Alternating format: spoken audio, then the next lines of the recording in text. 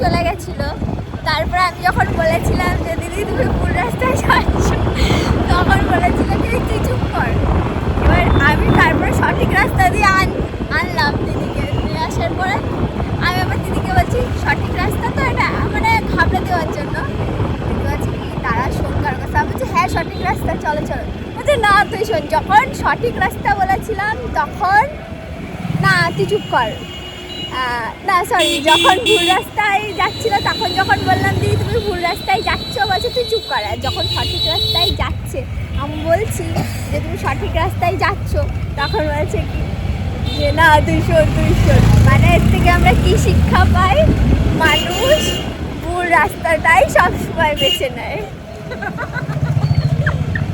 হ্যাঁ, কথাটা কিন্তু সত্যি, কথাটা তিতো হলেও সত্যি এটাই যে আমরা সব সময় ভুল রাস্তাটাকেই বেছে নিই। ভুল রাস্তা, ভুল মানুষ, এই সঙ্গেই আমরা সব সময় জড়িয়ে পড়ি। আমরা চলে এসেছি চাঁদপাড়া থেকে বনগাঁয়, আধা ঘন্টায় এসেছি।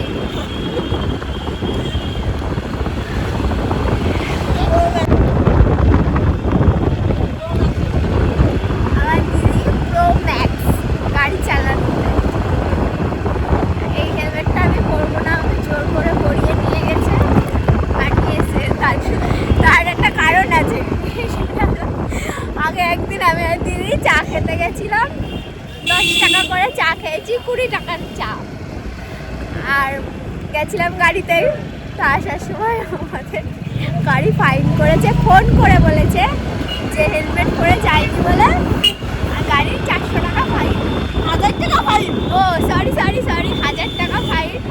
10 টাকার চা খেতে গিয়ে 1000 টাকা ফাইন দিয়েছি। তাই দিদি আর সেই রিক্সটা নিতে চায় না। ঠান্ডা লাগবে তার জন্য না, আমি বলছি ওর জন্য দিদি সেই রিক্সটা নিতে চায় না বলে আমি জোর করে আমার থেকে ভারী এই হেলমেটটা পরিয়েছে। আমার বারবার যন্ত্রণা হয়ে যাচ্ছে, তবে এই হেলমেটটা খুলতে পারলে বাঁচি। তো যাই হোক, সেই চাঁদপাড়া থেকে বনগাঁ পর্যন্ত কত দূর কষ্ট করে এসছি, এবার তো পেটেও কিছু দিতে হবে নাকি। আমরা মোমো খেতে এসেছি। ধুর ব্যাঙের মাথা, মোমো টোমোকে বাড়ির দিকে চলো নাকি, ভীষণ ঠান্ডা পড়েছে বাইরে, আমি আর থাকতে পারছি না। সে যাই হোক, শীতটাও মেনে নিলাম, কিন্তু মোমোটা কিন্তু দারুণ হয়েছিল, দারুণ। তারপর বাড়ি এসে মায়ের সাথে চা খেতে খেতে যা যা হয়েছে সেই গল্পগুলোই বলছিলাম। নতুন বছর সবার খুব ভালো কাটুক, সবাই খুব ভালো থেকো। টাটা সবাইকে, টাটা সবাইকে, টাটা।